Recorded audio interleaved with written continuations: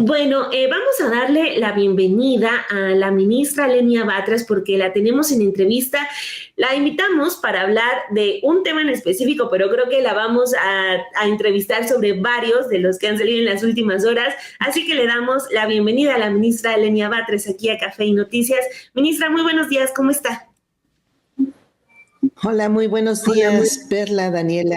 Un gusto estar con ustedes. No, pues muchísimas gracias. El gusto es de nosotras que esté aquí en Café y Noticias, sí, para hablar de varios temas que han surgido en torno al Poder Judicial, pero me gustaría empezar por el tema también que le dijimos que queríamos esta entrevista, que es el costo que ha tenido este paro de los trabajadores y que usted ha seguido muy de cerca y que ha estado alertando. ¿Cuáles son estos daños que ha causado el paro de trabajadores del Poder Judicial, ministra? Bueno, yo he venido comentando que cada día nos cuestan nada más los juzgados de distrito y los tribunales colegiados de circuito, cada día nos cuestan 188,814,000 pesos. De ahí que al día de hoy, que llevamos 52 días en paro, se están ocupando, pues perdiendo porque no se está laborando ni se atiende al público en general. Se están perdiendo 9,818 millones de pesos, 349,528. O sea, ya casi vamos para 10,000 millones de pesos. Es una cantidad muy fuerte. Con la que pues podrían hacerse muchas obras públicas. Pero bueno, en este caso más bien lo que hubiéramos esperado es que estuvieran abiertos los juzgados, atendiendo los cerca de 440,000 juicios de amparo que tenemos en trámite y emitiendo o atendiendo también las cerca de 10,000 audiencias o poco más de 10,000 audiencias que los juzgados penales, los juzgados de control debieron haber atendido para calificar los autos de vinculación a proceso que les ha sometido la Fiscalía General de la República en estos 52 días. Pues es lo que hemos perdido, este servicio, esta atención y pues dejado de tener en materia penal la posibilidad de combatir la seguridad pública o la inseguridad pública con la emisión de estos datos. Exacto. Ministra, sobre este punto, al inicio cuando empezó el paro, se hablaba de que sí se iban a estar atendiendo los asuntos urgentes, que sí iban a estar al pendiente de los trabajos que a los que tuvieran que darles cauce. ¿Está ocurriendo eso o simplemente sí están en su paro todo pagado y los casos, hasta los urgentes, están quedando ahí archivados? Pues es que no sabemos cuáles son los casos urgentes de los que ellos hablan, porque hay una calificación muy arbitraria de eso. En realidad, los casos urgentes, de acuerdo con la ley de amparo, son los contenidos en el artículo 22 de nuestra Constitución. Estos es lo que menciona el artículo 22, se refiere pues a penas inusitadas, le llama el artículo 22, cuando una autoridad somete a tortura, azotes, a penas infamantes a alguna persona, ahí hay un asunto urgente, o pone en riesgo la vida de una persona. En esos casos es cuando tiene que intervenir urgentemente el juez de amparo a otorgar una suspensión. En esos casos es cuando otorga suspensiones de plano, que le llamamos en el juicio de amparo, que son las que se otorgan de oficio. Esos son los únicos casos urgentes que menciona nuestra Constitución. Sin embargo, como bien sabemos, el Poder Judicial, o sea, los juzgados de distrito, los colegiados de circuito, han estado funcionando pues lo que han hecho público pues para otorgar amparos en materia de reforma o no amparos, suspensiones en materia de reforma judicial, que no tiene nada que ver con estos temas. Y en estos temas, pues yo diría que es más que obvio que tendrían que incorporarse pues la atención de audiencias dirigidas a emitir o no, es decir, a calificar las carpetas de investigación que le somete el Ministerio Público para definir si vincula proceso a una persona que puede estar acusada de algún delito grave. Esos son los casos que yo vería como urgentes y no se están atendiendo. Los que dice la ley de amparo que son urgentes, pues no sabemos si se ha presentado uno solo de esos casos. En todo caso, pues son sumamente aislados ese tipo de asuntos. Y finalmente, pues los que sí vemos que están atendiendo, pues son unos que no dice la ley de amparo que sean urgentes, que no son urgentes para efectos de daño a la sociedad, pero que al Poder Judicial o a algunas personas del Poder Judicial son los que le preocupan. Entonces hay una enorme discrecionalidad, incluso arbitraria, en calificar este tipo de casos urgentes. Nosotros lo que vimos, porque se difundió mucho por un video de un juez laboral que estaba intentando emitir algunos tipos de notificaciones. Parecía que ni siquiera era la actuación completa de los juicios y fueron a cerrarle el juzgado para que no lo atendiera, para que no atendiera nada. Entonces, pues no sé qué sea lo que estén haciendo, quién lo esté haciendo, si se atienda a alguien. Lo que sí sabemos, porque parece que eso sí es regular, pues es que se pueden depositar en el buzón judicial algunos tipos de documentos de los particulares. Lo más probable es que la mayor parte no se esté acordando en absoluto. Ministra, lo que vemos con lo que nos cuenta es que la ciudadanía es la más afectada, ¿correcto? Por estar en este paro, ¿no? De labores de los trabajadores del Poder Judicial. Vemos también aquí, sin embargo, en los periodistas, el juez Rigoberto Almanza Rico dio una entrevista y habló sobre lo que le ha costado y las amenazas que ha tenido para que él continúe con sus labores. Pero me parece, y desde el punto de vista también que hemos estado reportando aquí en Café y Noticias, que hay más gente que se comienza a sumar a que ya se reanuden estas labores de los trabajadores del Poder Judicial, y también con la parte de lo que menciona la presidenta Claudia Sheinbaum de decir, bueno, la legislación al Poder Judicial ya es un hecho, ¿no? Ahora ya está en trámite, tienen que acatar dentro del Poder Judicial que esto es una realidad. ¿Considera que se va a levantar pronto este paro de labores de los trabajadores del Poder Judicial, o qué es lo que vislumbra usted? Pues bueno, ya hubo un acuerdo con el Consejo de la Judicatura Federal para que les otorgue diversas prestaciones que estaban negociando con el Consejo de la Judicatura Federal.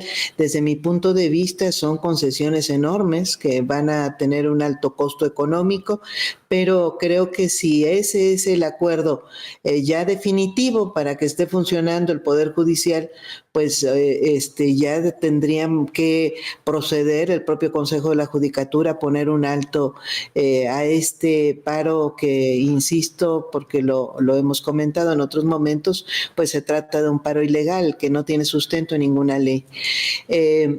Yo pensaría que hoy o mañana, que les corresponde volver a tomar votación entre las personas juzgadoras, que son las que han estado decidiendo si continúa el paro o no, pues ya tengan pues una satisfacción mayor con estas concesiones que les han estado o que les otorgó ya el Consejo de la Judicatura Federal, pero pues se les ha permitido que sigan ellos tomando esa decisión, que son dos asociaciones civiles.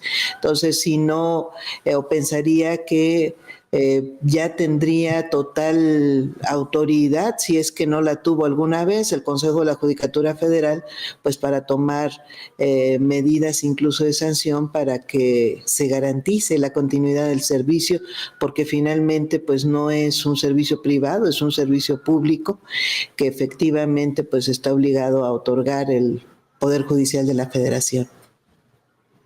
Exacto. Ministra, cambiando un poquito de tema, a mí me gustaría pedirle su opinión sobre esto que estamos viendo por parte de estas asociaciones de magistrados y jueces que están empezando a mover términos como que hay una clara ruptura del Estado de Derecho, que hay una crisis constitucional de la que todos vamos a ser víctimas y que obviamente son retomadas en las portadas de los medios de comunicación por esta decisión que tuvo el Consejo de la Judicatura Federal de empezar a entregar las listas. ¿Usted qué opina de estas nuevas narrativas que hablan de que ya estamos ante la ruptura y el fin del Estado de Derecho?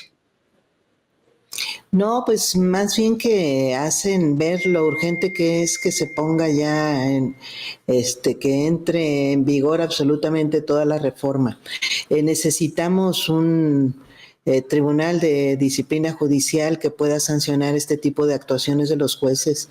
Aquí los jueces son capaces de inventarse la Constitución misma, porque no habiendo disposición que les permita otorgar suspensiones contra reformas judiciales, resulta que las están otorgando. Es más, aún con disposición en contrario.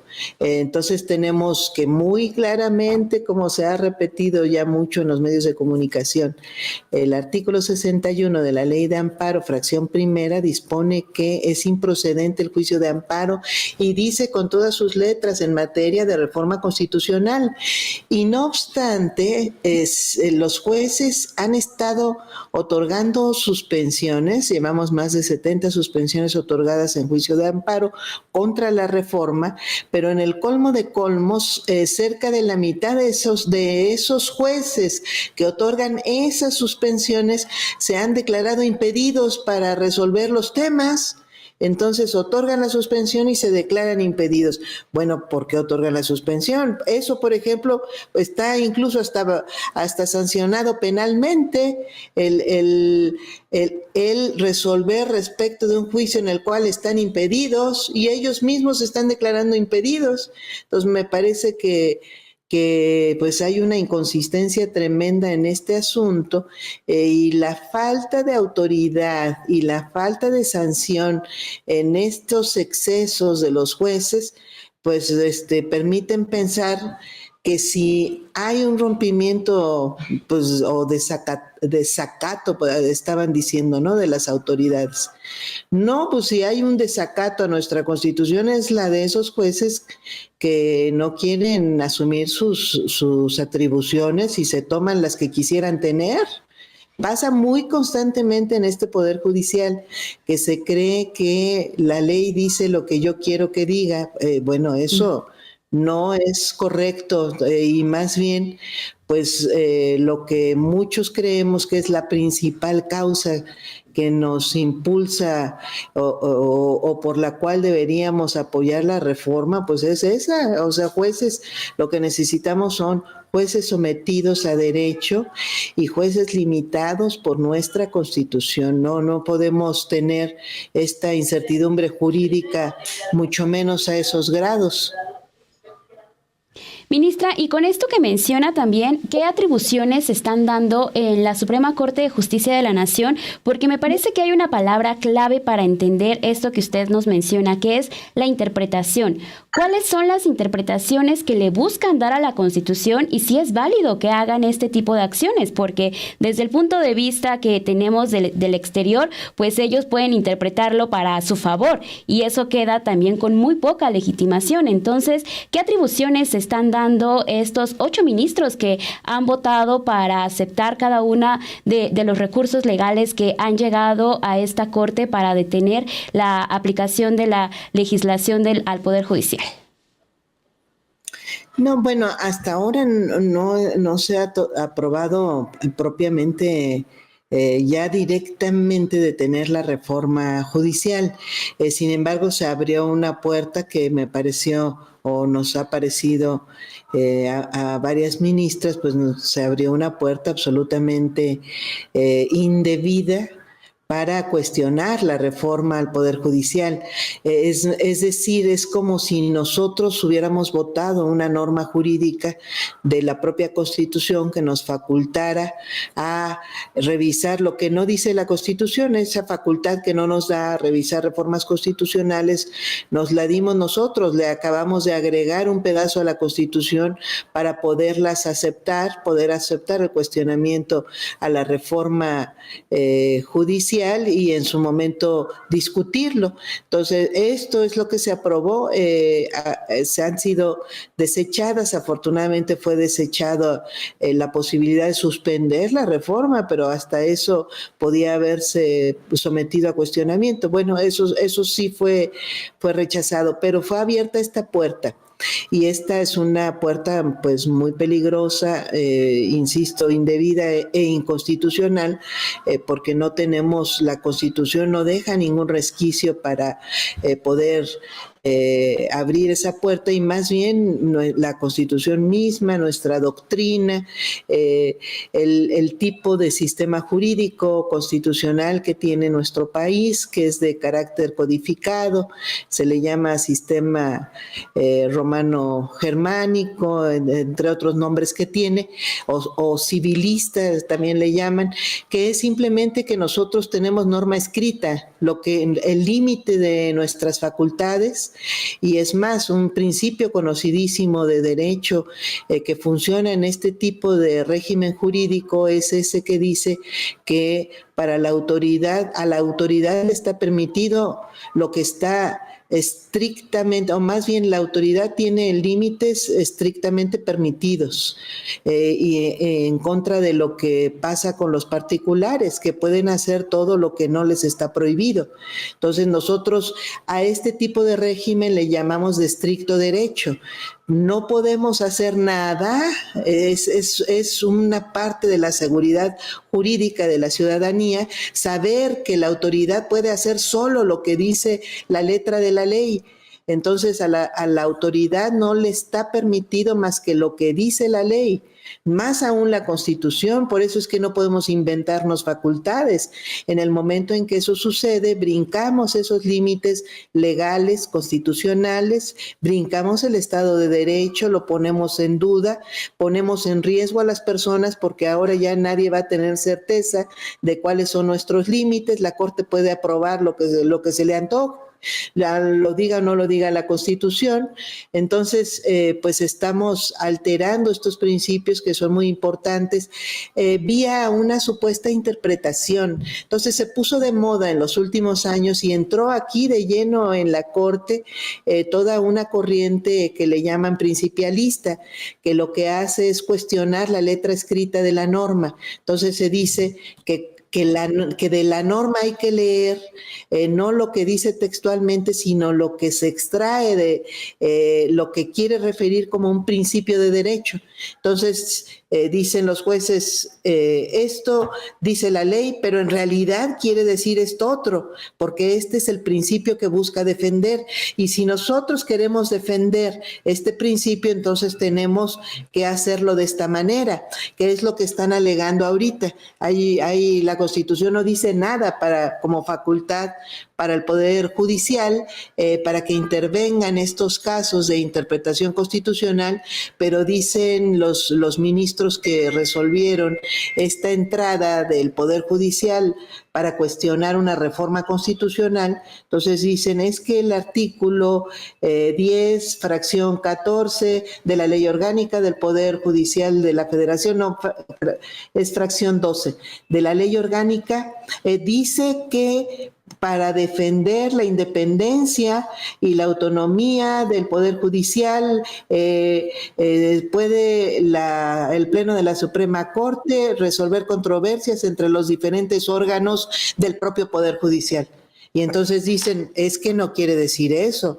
Lo que quiere decir es que se quiere defender la autonomía y la independencia del Poder Judicial, y para eso no es suficiente que resuelva controversias entre los propios órganos del Poder Judicial, sino que lo resuelva también con los otros órganos. Y entonces no solamente con los otros órganos, sino con cualquier instancia que ponga en riesgo la autonomía y la independencia. Y si el Poder Constituyente permanente lo pone en riesgo, pues hay que combatir al Poder Constituyente permanente. Esta última parte no se atrevieron a ponerla así expresamente, porque en nuestra doctrina jurídica sería un atrevimiento más que sancionable, pero en realidad están abriendo esa puerta. Algo que de lo que no habla la norma, de lo que no la faculta, pues la quieren extender a tal grado de sentar el precedente que no ha existido nunca en 2 siglos de Constitución mexicana.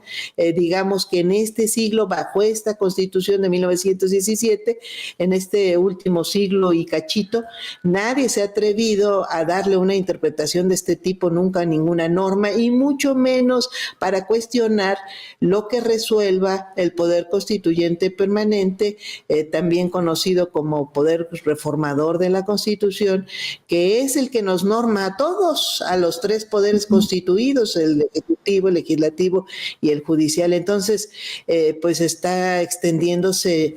Va a molestarse la ministra Piña, pero se está extendiendo absurdamente, es decir, fuera de lógica, nuestra Constitución y nuestras facultades.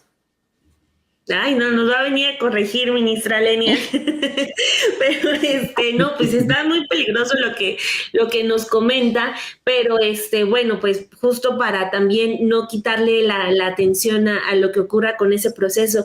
Ya por último, ministra, no me gustaría no preguntarle su opinión sobre esta noticia que tenemos de último momento, en el que ya un panista alza la mano para sumarse a la convocatoria para ser ministro de la Corte. Se trata de Roberto Gil Suart, este hombre pues, sumamente calderonista, que viene de estar en el equipo de Cabeza de Vaca, el exgobernador de Tamaulipas, que ha sido señalado de estar muy cercano a Reyes Rodríguez Mondragón en el Tribunal Electoral.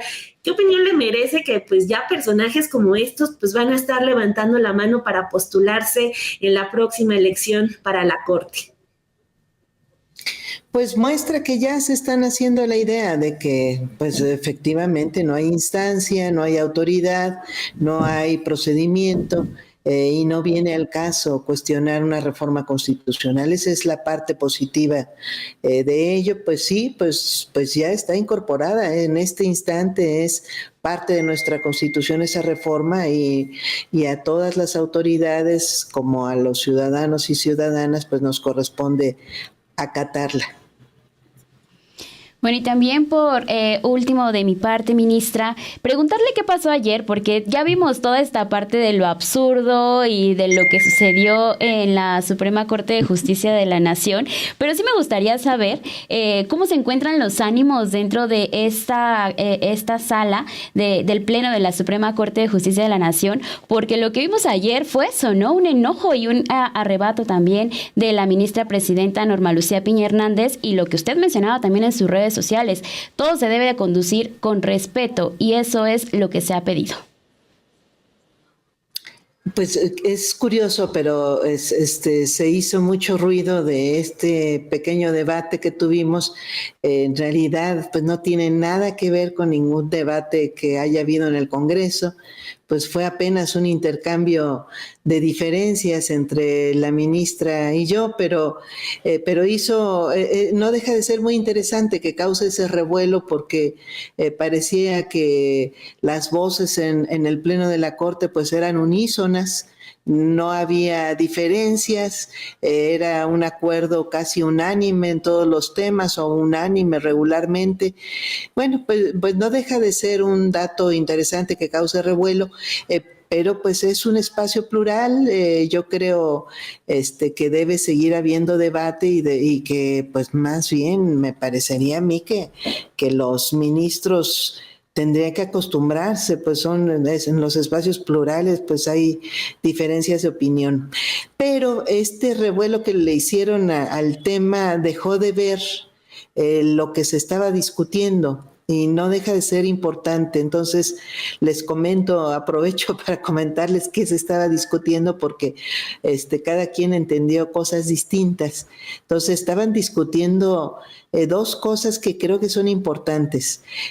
Una que pues hay una interpretación, pues yo digo que es maliciosa absolutamente, porque la reforma no abordó finalmente y dejó un pequeño hueco jurídico, no error, sino un hueco jurídico, al trasladar la vigencia un año más de toda el funcionamiento de la Corte, con 11 ministros, dejó de atender algunos detalles a los que yo creo que los legisladores, las legisladoras, pues no le vieron importancia, y luego la cerrazón de la Corte de no querer discutir estos temas con el propio poder legislativo, pues hizo que los que tuviéramos, los que teníamos o podíamos tener alguna opinión sobre pequeñas minucias funcionales durante ese año, pues la pudiéramos observar en la reforma.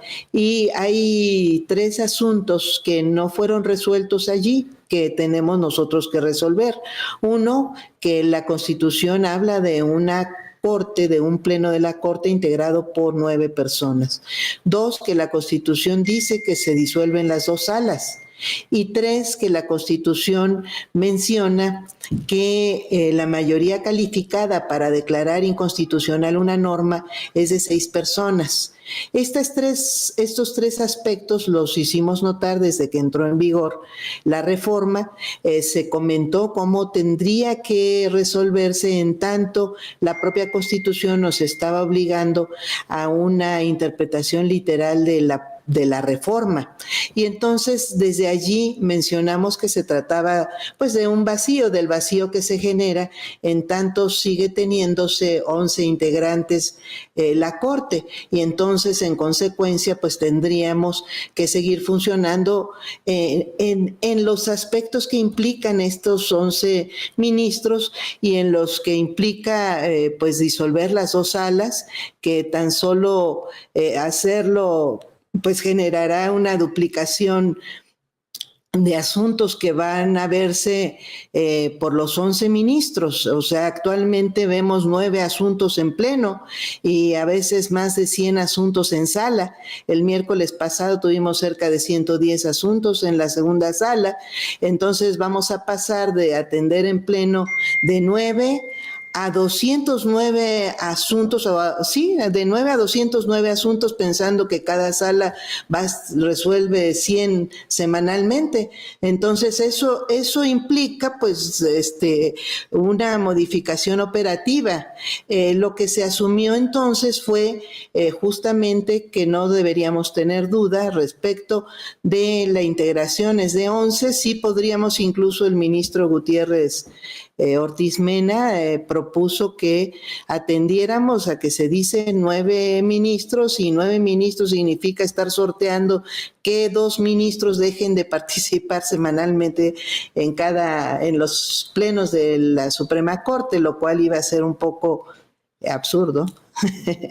Pero pues terminó asumiéndose que íbamos a seguir funcionando en 11, porque hay 11 ministros designados con todas sus facultades para funcionar como integrantes del Pleno, que íbamos a mantener las 2 salas.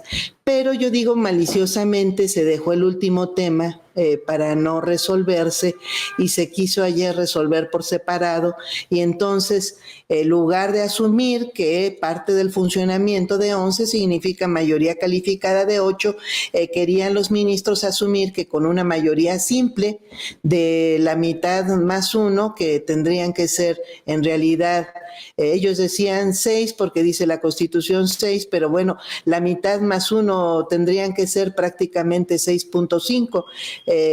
No está ni siquiera previsto eso en realidad, Sí, es 6.5, claro, y que tendría que subir a 7. Bueno, ya ni siquiera se debatió eso porque querían asumir que si la Constitución dice 6, son 6, y ahí no se iba a pensar que se trataba o deberíamos llenar este hueco jurídico. Entonces, pues era parte de lo que estábamos calificando como absurdo, pues ya se había votado una parte, esta no se quería votar así, insisto, maliciosamente no se votó, o sea, sigue siendo un problema latente que lo que va a suceder pues es que va a facilitar la declaración de normativas como inconstitucionales. Si ya tenemos una masacre legislativa actualmente, estamos en estos últimos años hemos declarado más de cerca de 80% más leyes inconstitucionales que antes de 2018. Bueno, vamos a seguir descuartizando leyes a diestra y siniestra, ya sin la necesidad de una mayoría calificada. Este era una parte de los temas.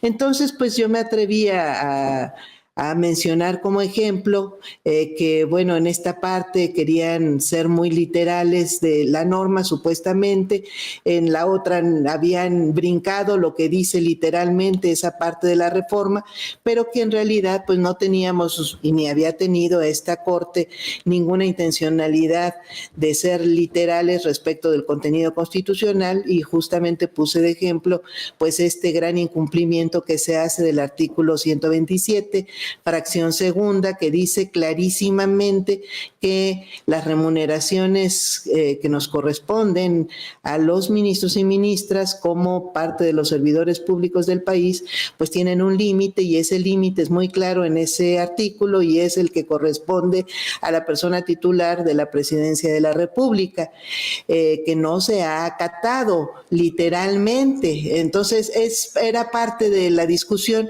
que por cierto la destaco porque me pareció interesante que ninguno de los ministros hablara al respecto, y que la ministra Norma hiciera una defensa, un intento de defensa del contenido de esa disposición, señalando que no se había acatado porque el artículo 94 constitucional señala que las personas juzgadoras, a las personas juzgadoras no se les puede disminuir sus remuneraciones durante el tiempo de su encargo.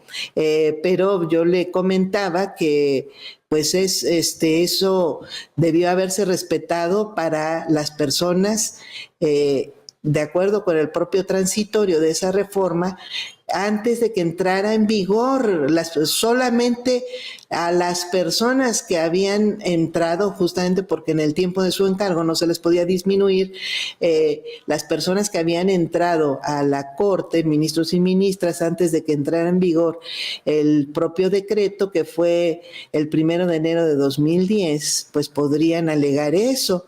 De acuerdo no con la interpretación, de acuerdo con la reforma en su artículo 3º transitorio, pero la propia reforma después, hola. Ya la tenemos de vuelta, ministra. Listo. Ya la tenemos.